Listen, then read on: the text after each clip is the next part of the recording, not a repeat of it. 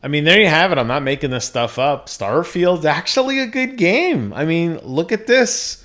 Bethesda has actually kind of righted the wrong of Redfall, and a game that has been widely sought after for many years. The next proper installment in the legacy that is Todd Howard is now among us, and it's sitting at a pretty respectable score.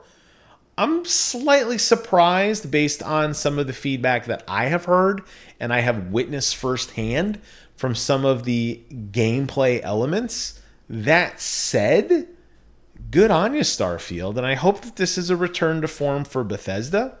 And I hope that they take this energy and they inject it back into their game studios. And I hope that a studio like Arcane can get out of the crap that they got into with Redfall.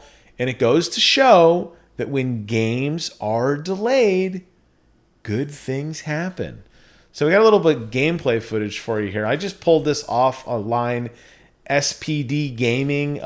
Hey, great job, man. You got a good video here because it's 4K. I'm just going to jump ahead to a little bit of the game here, and we're just going to kind of watch whatever this dude's doing and kind of just have something to talk, look at in the background as I talk kind of about how, Starfield is becoming this icon of open world gaming, and it's what everybody was hoping it would be. It didn't really live up to that hype, yet still got a good Metacritic review score. So it's not fully open world in the way that you would expect a game to be, like when it comes to No Man's Sky or my beloved game of the year, Legend of Zelda. I was going to say Breath of the Wild. It's not Breath of the Wild. Tears of the Kingdom. I mean, they're interchangeable, honestly. But look at how good that game is. And look at how you see something in the horizon. Just like, you remember that when Todd Howard got on stage and he was showing off Skyrim and he's like, you see that mountain out there? You could walk there. And everyone's like, no way. And sure enough, you could leave the town and get on your horse or, just walk, right? And eventually you would be able to get to the place you wanted to go to. How cool is that? Starfield doesn't have that. Starfield's very compartmentalized.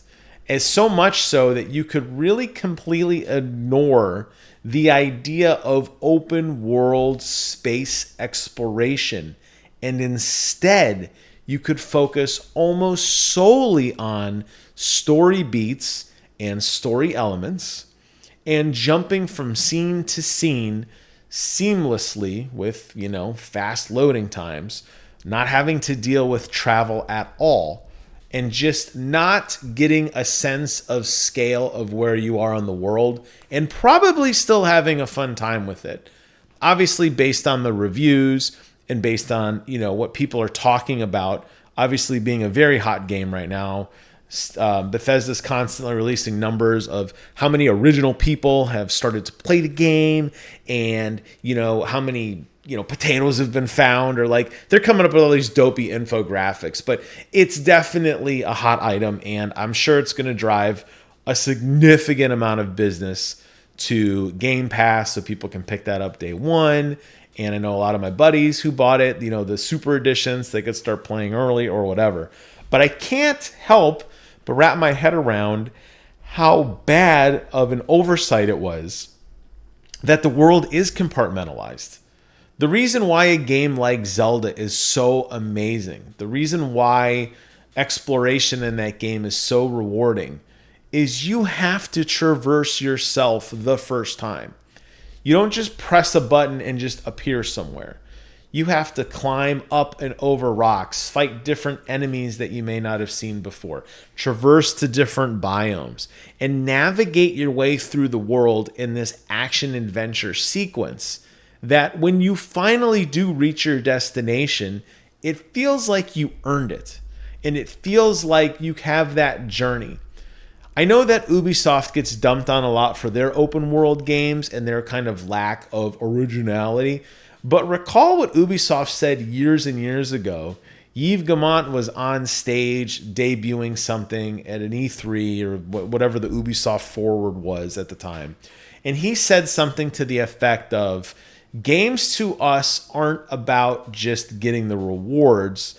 They're really about the journey, and it's the memories you make. And we're just going to lay out kind of some pillars of, things for you to explore, but it's kind of up to you to take those systems and make your own fun with them by going to certain areas or manipulating the environments to a way that works for you. And we're not going to tell you how to play. We just want you to go out and just get lost in our world and explore. And I feel like that is the biggest thing that's going to hold Starfield back from greatness, is because you don't have that sense of going out somewhere you probably shouldn't be and getting lost and low on resources and being overburdened and not having the gear or the tools you think you need to survive, but yet still pushing on anyway, going into the unknown, getting on that boat in Orgrimmar for the first time and letting it take you to another world in World of Warcraft, and then setting foot and opening the map and being like, oh my God, I was over in this other continent.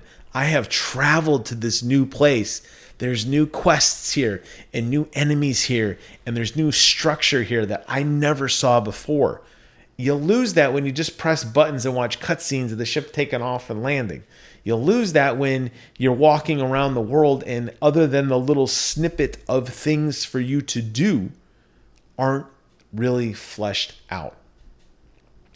I don't know if it was a technical limitation of the way the engine works, because it's very clearly a very Bethesda game, and the model still remains somewhat stiff, and a lot of the user interface is very, very Fallout-esque in terms of kind of that aesthetic and the core idea and the checks and balances system that work. And I'm taking away nothing from any of that, because that's exactly what I love. That's why Arcane is my absolute favorite studio ever. And I have wildly defended in any of my videos just how much of an impact games like Prey and Dishonored have had on me personally, because they just blew my mind on what the idea of rich storytelling and world design could be. But I feel like they lost that lesson here. And I feel like Starfield didn't necessarily take all the pieces of all the games before it to design like this perfect idea. I feel like, yes, this is a very viable iteration of the future, but there's no way you can tell me that Todd Howard wanted the game to be so compartmentalized and modular. You can't tell me that. I think instead he kind of had to sweep himself into the hype machine, and he had to say kind of what the PR people told him to say. And I think that's what holds this game back. It doesn't mean it's not fun. It doesn't mean that PlayStation's better than Xbox, or, Bethesda's back on the map, although I do believe they are. All it means is they could have done better. And it's a glaring omission that when you look at every other game that this game will be compared to, when you look at how all those games perform versus this one, you're going to help but notice that, man, like having that traversal is missing. Think of a game like Cyberpunk when you're driving around from one section of the map to the other. Or think of the first time you played Grand Theft Auto. I believe it was Grand Theft Auto 4, maybe it was 5, where you basically get kidnapped and you wake up in some like trailer park like halfway across the map. And once you finally break free of that and you get in a car to drive back to kind of your part of the world, it's like a 15-minute drive. And you're going through all this architecture you've never seen and these highways, and everything's different and weird. And that's the exploration. The exploration of going to a set piece where everything is kind of in its perfect place, perfectly designed to tell a story, is fun and should absolutely be a core tenet of any Bethesda game. But this is not an excuse to overlook the other part of the game that I think is sorely missing. I'll have more thoughts on Starfield as I continue to work my way through the campaign and the story and give you guys, spoilers and all that stuff later on. For now, I just wanted to get this video out there and say, hey, that 86 you guys got, it's cool, but it could have been better.